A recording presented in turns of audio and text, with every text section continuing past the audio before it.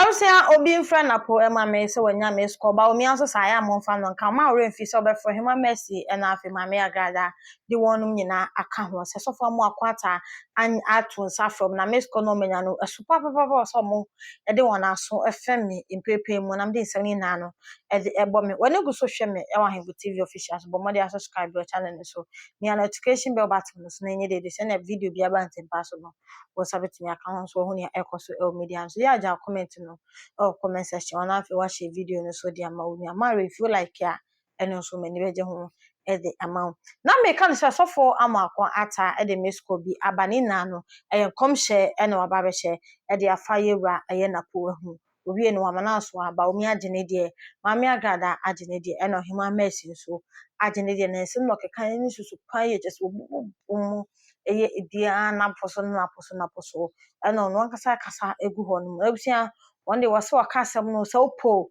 mumpo ayade ebesie so obegye di so wunjindi ebesie it is a $1 motor so waka nsem bi mpo betu na na adofo say dollar want so ndu se no want so de nyoma pi beba na na ado anti ni no hwe ne de Ghana akwakodu be bia Ghana ye wo sise to no de nkom hyewe no ono de waka to ho no mo aye so fo abe obe e wo ebe gbo no jetumu se mumpo ayade Yakopon ye akere no de Yakopon ye akere no so de na so ka eno ne kwan so ene ne kwan so e de ma obi adabisa ensam ne di ene susu na mempo no ensam we kra na no woka e de kire wo no and the 9th month.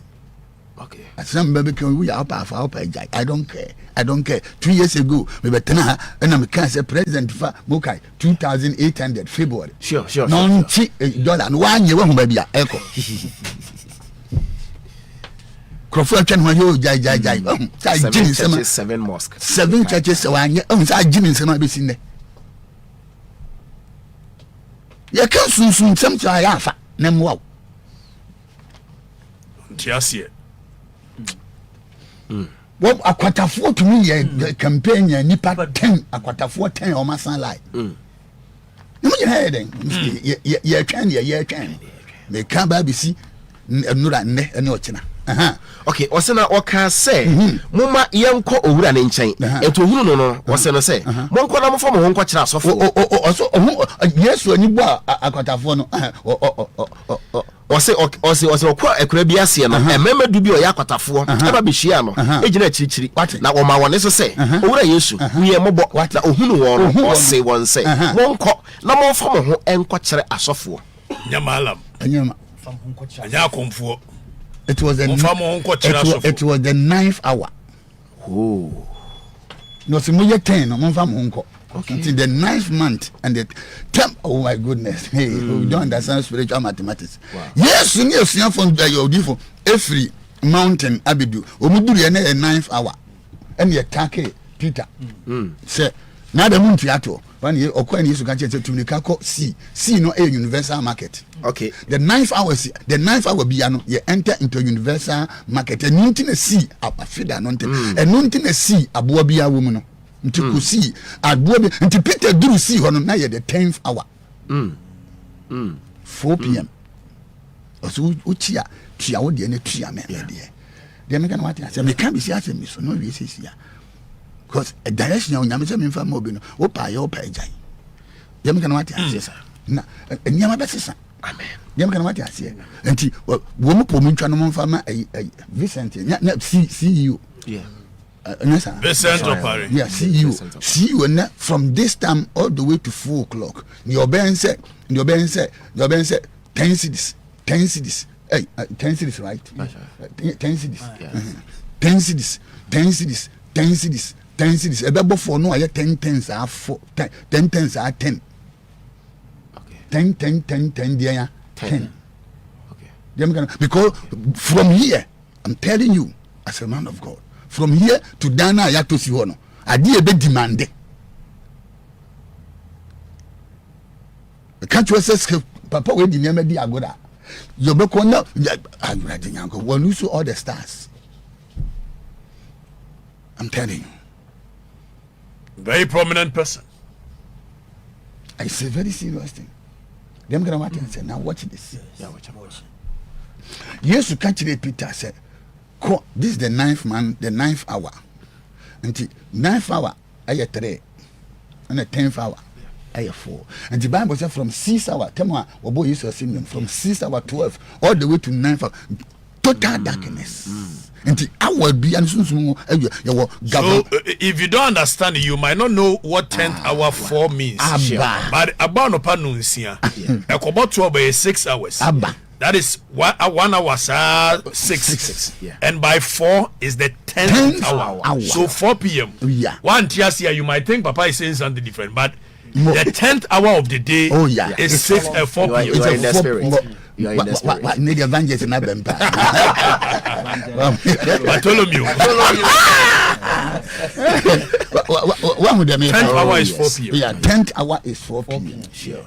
Anytime the opposite would dab into something, now we release something from Adia Ekuda wono. The 10th hour, Biano, you position yourself for something. Now watch this. Syria, a soldier for about Samaria so forth. I'm a nipa nipanam. Machine, I could be in academia for 7 years. Now, Naminipa being and say, hey, tomorrow by this time. The 10th hour now quarter 4 asol quarter 4 then na me pesa me kan me e am kan what ya ochina me bom pa nti am kan say me am yemfi ochina so you dress jalabia dem kan what ya say because you from 12 you dem say you moving into the 11th hour. Them gonna what a basa the 11th hour time no adie bi hodu na opese wo jo ho a wo render ensebia esontwe wo a yari ekura powerless. This is what you do. You find something and find crofo ye lepers and give it to them. Anything that is holding you, find lepers. Prakwatafo na che o made. Enti Jesus said, "Mon fam ho nkoche." Nya Jesus ho ngom ko e. Wo mu jina far away. O say season e wo mu no. E ya sofo season. Enti mon fam ho nkoche. Na de o be kire mbia no. Monye o mu nam kwan so ko. Because that time no na asofo no e bompai. 9th hour. The Corinthians e bompai the same time. The time of prayer. Sure. Enti asofo no voice no atmosphere no. Akwatafo no ko agba no mo nsan. We are in the 9th month, the season of giving birth. That is the season. When obedi kan, as obedi kan send it. Me ye no so me send it into ochina. Mema soft maame akoginem akọ sankrofo no ama me no mie no. Dem kana what answer. Na odi akọ baby akwatafo wo mom hwehwe man baby akwatafo wo. Yesu roman fa da bi na head. Leprosarium, okay. Uncle so into them. Them can what I say. Uncle so into them for year. I think Bawumia has been doing that a lot. Okay, so he's not drawing my mind to. Yeah, Samaria Bawumia must take a sound of 10,000. So 10,000 or China, Yane, or more Mumfa Bimko, 10,000 to a chief imam. Another 10,000 to Jamaica. Leprosarium. Akawe ho. Or no sika no mo no fanko ya onfama running made Napo. Onfam man Napo yire. No Napo yire yadan emfanko anything who na bibi kuda Napo a wonja ni mo. Adwuma woni ho. So that thing will be released. Them can what you them can what in church now we be dress we dress in bi so you change the atmosphere. The question da we ba so no man kan just say baby abutu ye no some can say nchire so we remfi me ka chere ba oh yeah ntu we no dey pa che no because yes sir there is a hey yes sir America benya knockout ha benya knockout nyema mi na kusunsumu anya mu a ye knockout ni edikan gadam say ye knockout dollar na ye knockout nti we abeka we hu no there is a knockout you be a crash e be miam say bien teme je no yam gana what I say why be ma ye knockout Sunday a man na onano tumi wom efa di preach ye ayi ya pa je asa di preach ye no ne ko nti agada momentum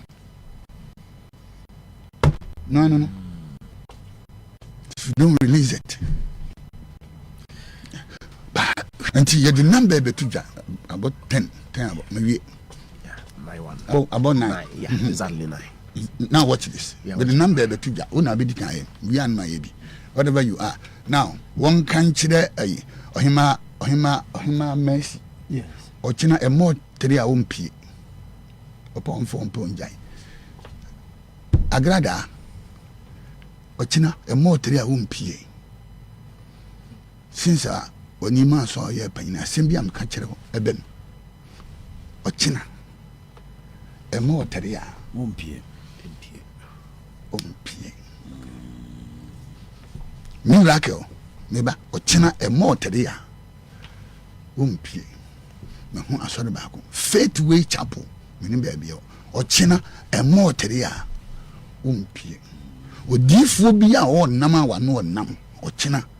Before the catch there, Lord say, "Damn hide for a season near aircon, satellite and aircon, near my AP, and yet, them cannot change. But China, you're mad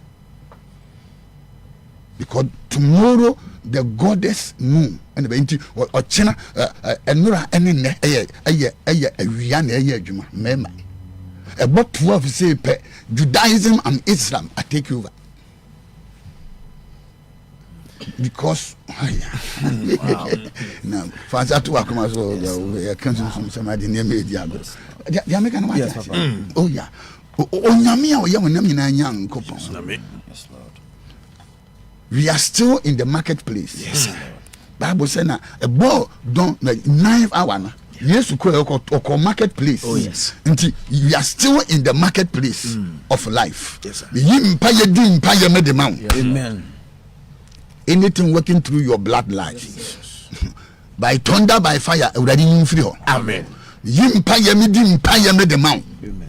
So onyankopon a oyo je 14 that be my number no. But your number when there's number maybe sure you necessary so different number so na so 10 cities from this time 9 up to 4 p.m. Una bedika oh boy ya una bedika I'll do just that, Papa. 10 cities and Vincent be so 10 Okay.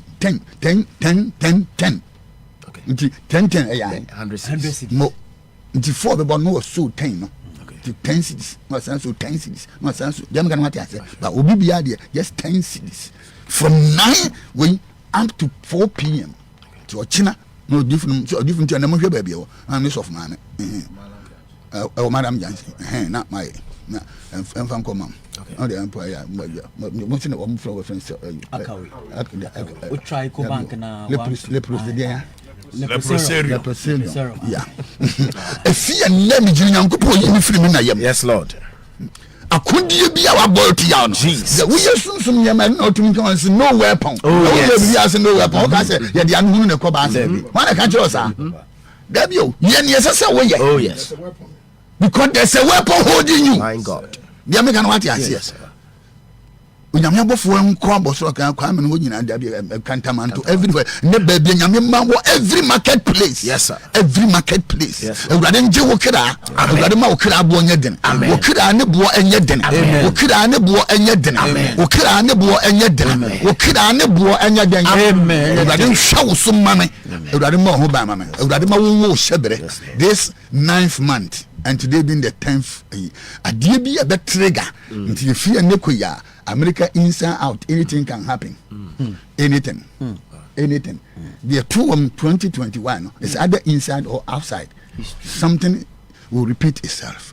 Amen. Them gonna what I say. Now we more kra ho ban.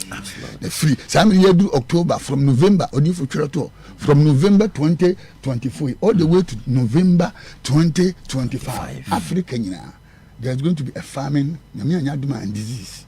Nti ewurade mfa yenkra nsi amen na ommo yenkra ho ban amen ongie free ekom ene ni birem yesu moja no protect yen amen Bible said the name of the Lord is a strong tower. Yes, anytime the righteous will run into it, from so far Amoako. Number no is 0249 0246 okay 392956. Papa Kususu. Where dear here? Where dear Sunday Sikanesi Sono. yeah 0246 392956. Yeah. yes Patrick Ejina also. yes say tiame ene One was one kind. Yeah. Or more digit to na or more person you go and say you know who call tiame ne tia won so dear. Dem kana what yes will be biada akunde biada Patrick J. yeah Sorry. send ye kwaten to me so bibi mu na obedo ho no san na wo I just sent it to the number. Okay. Also follow. no also follow anything ebe ja using obi bo ne kita dene apostle obeje me see obi be jam obi ja wo shebre wa de ne obi biem obi jam mama until next week and we pen the ebo o kira e consultation share me no passes ye hwe de nyame wo 911 Okay. don't forget 911, don't forget Odifo Amoako. I know by day. Thank you. Odifo Amoako, that's it. Solomon Owusu Ofia. Safe de me sure say what ni ntia me kan say Napo Bawumia ma me Agraadaa no Ohemaa message nya me sko san say eye sofo Amoako Atta do no tenase a nsem ode ba betoto ono ye nsem ni susuo ono ne Nyankopon aka e na ode ba bontin Nyankopon so asen no e na ode ba bontin do nim say de ya asem ye ode ba beto edie media yisu ye nya no kwa akwaga anafo ye be so ni mu ye de ya no ba be sine ho abehoro no say yi no na so no de waka say enya moma no omudi wesi ne ho ti no beja na enya miduma no na Nyankopon ahye ne se wonye no eno na beka de se wugidi se wunjindi ade a eba besi na eno kwempo Yesu Kristo ko ba anye ni pe na gini dimpo ne ne obi a na gini di na nkantomo no Amoako Atta ne nkomsha wode aba bonten ebusia o comment ne ene se metwen na makenkan e de a che mahwefo besan hia obi ense